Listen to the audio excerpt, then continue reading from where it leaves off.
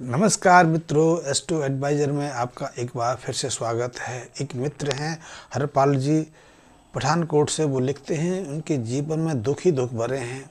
उन्होंने बहुत मेहनत की, परिश्रम किया, खूब पसीना बहा, लेकिन वो जीवन में पूरी तरह से स्थापित नहीं हो पाए। अब परिवार का, बच्चों का भार लेकर वो बहुत दुखी रहते हैं कि वो उनकी ज़रूरतें पूरी नहीं कर पाते। ज़मीन है, ज़मीन से भी उनको पूरा तरह लाभ नहीं मिल पाता। और उन्होंने अपनी डिटेल्स भी भेजी है। हरपाल जी, आपकी डिटेल के अनुसार आपकी जन्म कुंडली में सबसे पहले तो सूर्य ही खराब है। सूर्य हमारे जन्म कुंडली के, हमारे जीवन के मुख्य प्रियता हैं। सूर्य से हमें जीवन की प्राप्ति होती है। जीवन की प्राप्ति नहीं होती, हमें जीवनी शक्ति की प्रेरणा भी सूर्य से मिलती है। और इसीलिए कहते हैं कि जिस जातक की जन्म कुंडली में सूर्य शुभ भाव में हो, प्रबल बन के बैठे हों, उसके जीवन में कभी कोई कमी नहीं रहती। उसे परिवार का, माता पिता का पूरा सहयोग मिलता है। बुजुर्ग उसके ऊपर प्रसन्नचित्त रहते हैं, पैतृक संपत्ति मिल जाती है। और एक बात तुम सहजता से जानते हैं, जिन लोगों को बचपन में अपने माँ बाप का भरपूर सहयोग मिलता है, भरपूर प्यार मिलता है, वो जीवन के संघर्ष को सहजता से न केवल पार कर लेते हैं, बल्कि पढ़ाई लिखाई व्यवसाय में भी समय से स्थापित हो जाते हैं। उनके ना तो वैवाहिक कार्य में किसी तरह की परेशानी आती है, ना नौकरी ढूंढने में उन्हें व्यक्ति को जानना पड़ता है।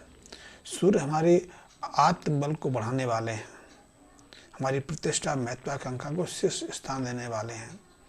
जिनकी जन्म कुंडली में सूर्य प्रबल होते हैं, उनको सहजता से सरकारी नौकरी या सरकारी कार्य में स्थापित करने में, जैसे कि सरकार से ठेका मिलना, सरकारी काम करना, कंस्ट्रक्शन का काम करना, सरकार के बहुत सारे काम होते हैं, उनमें हाथ आजमाने का भी अवसर मिल जाता है।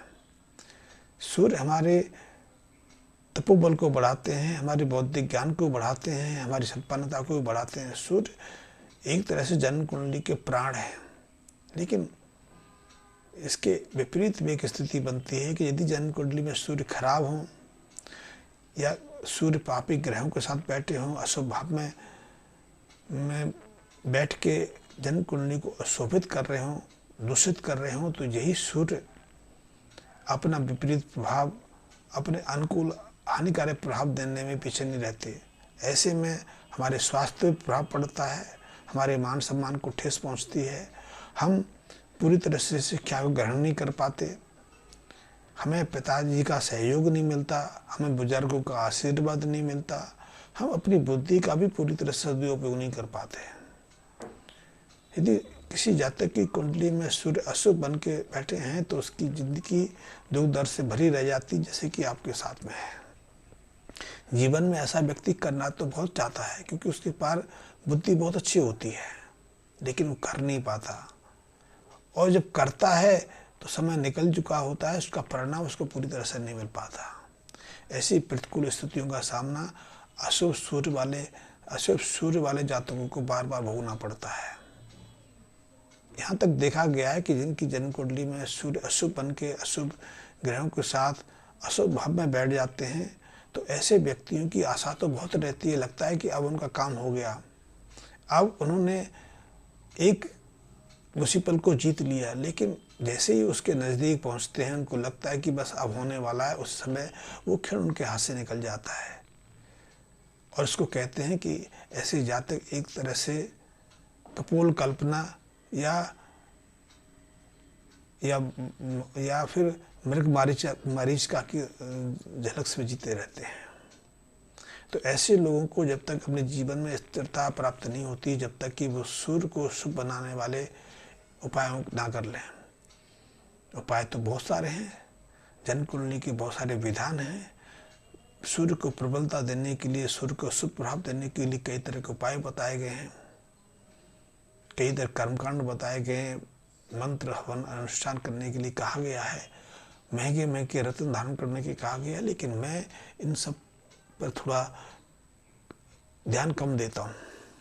मैं तो सहज उपाय बताने की, सरल उपाय बताने का प्रयास करता हूँ, लेकिन वे भी उपाय बहुत प्रभावपूर्ण हैं। उन प्रभावों से, उन उपायों से भी बहुत चमत्कारिक प्रभाव मिलते हैं। जीवन में रूपांतरण होता है, जीवन बदलता है, जीवन जिसकी प्राप्ति होती है। और जो असंतुष्टि का भाव, दुख का भाव हम देख के आगे बढ़ते हैं, वो हम बहुत पीछे छोड़ जाते हैं। तो हरपाल जी, आप निराश ना हों, आप लाल किताब संबंधी कुछ उपाय करके देखें यदि आपका लाल किताब भरोसा है। और ऐसे उपाय से निश्चित रूप से आपके जीवन में बदलाव आएगा, आप आगे बढ़ पाएंगे। तो उसके लिए सबसे पहले तो आप एक काम करें, 43 दिन लगातार, कि 43 दिन लगातार आपको 500 ग्राम जौ लेकर उन जौं को गौमूत्र से धोकर निरंतर 43 दिन आप जल प्रभावित करते रहें। जल की धारा तीव्र होगी तो आपकी मुसीबत, आपके अशुभ भाग, आपका सोया भाग भी आपके पास से बहुत तेजी से भागेगा। लेकिन इन उपायों को गंदे पानी में या खड़े पानी में नहीं करना। किसी नदी के किनारे, किसी नहर के किनारे, किसी नाले के किनारे आप करेंगे तो उसका अद्भुत प्रभाव मिलेगा।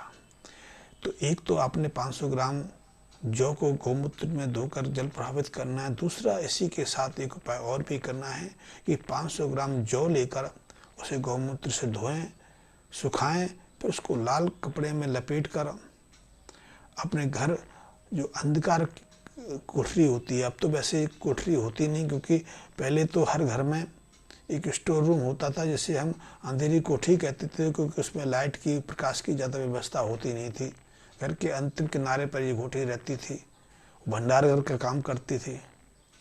लेकिन ऐसे में अभी भी एक आध कक्ष ऐसा होता है, एक आध जगह ऐसी होती है जिसको हम कम प्रयोग करते हैं, आज भी गोदाम के रूप में ही उसका इस्तेमाल होता है। तो ऐसे स्थान पर आपको ये 500 ग्राम जिसे आपने गौमूत्र में धो के लाल वस्त्र में बांध के तैयार किया है, उसे एक वजन के नीचे, भारी वजन के नीचे दबा के रखना है।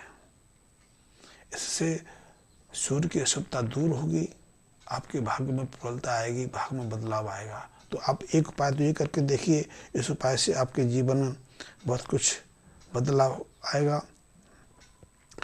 हर शनिवार को आप शनि से संबंधित चीज़ें जो होती हैं उनको अपने से अलग करते रहें, दान देते रहें। शनि से संबंधित चीज़ें हैं, काली उड़द होगी, काले चने हो गए, काली मिर्च होगी, काले तिल हो गए, लोहे की चीज़ें हो गई, या लोहे का तवा हो गया, चिमटा हो गया, बाल्टी हो गई, परात हो गई, जंजीर हो गई, या काले वस्त्र हो गए। इनमें से कोई भी एक चीज़ जो आपके अनुकूल हो, आपके बजट में आती हो, उसका हर शनिवार को किसी राहगीर को, किसी साधु को, किसी मजदूर को दान करते रहें।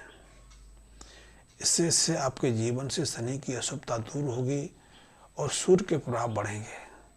सूर्य की जो अशुभता अभी तक आपको मिल रही है, उस उपाय से बाहर आने के लिए ये अद्भुत उपाय है। तीसरे उपाय के रूप में आप एक काम और करें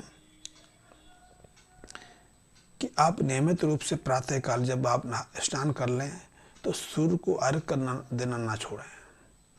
सूर्य को अर्घ करने के लिए एक तांबे का लोटा लें, तांबे का बर्तन लें, उसमें जल भरें और उसमें थोड़ा सा गुड़ डाल दें और फिर उस गुड़ सहित जल से सूर्य को अर्घ दें। चाहो तो सूर्य का मंत्र भी उच्चारण कर सकते हैं।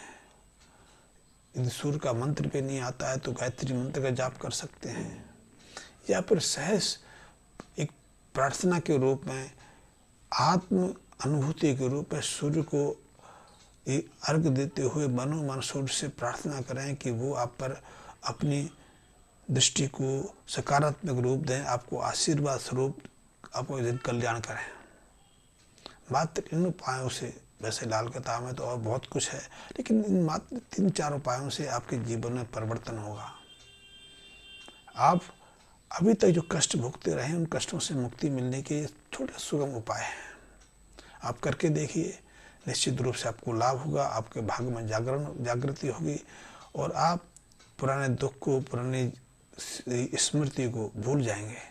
और मैं मित्रों से अनुरोध करूंगा कि वो अभी तक यदि उन्होंने मेरे चैनल को सब्सक्राइब नहीं किया है तो सब्सक्राइब भी कर लें, और यदि उनकी कोई समस्या है, लाल किताब संबंधी कोई जानकारी चाहते हैं तो इस संबंध में मेरे मैसेज बॉक्स के माध्यम से मेरे संपर्क कर सकते हैं।